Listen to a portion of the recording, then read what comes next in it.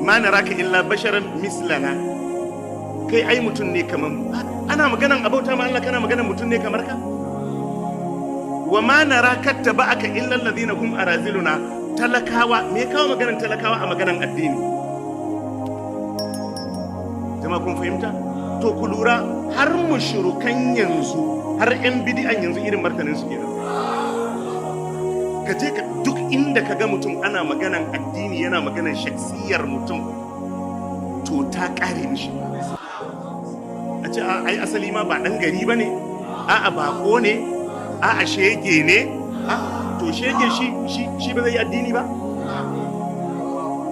Ai magana ake kar a bauta ma kowa sai Allah, kar a bi kowa ido rufe sai manzan Allah. Haka ne ko? Haka ne.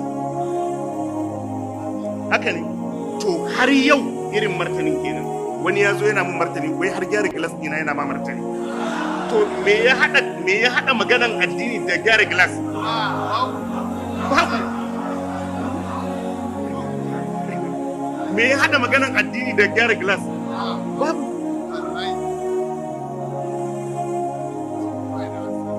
Magana ne ta shirka ce, bid'a ce. Jama'a mun fahimta?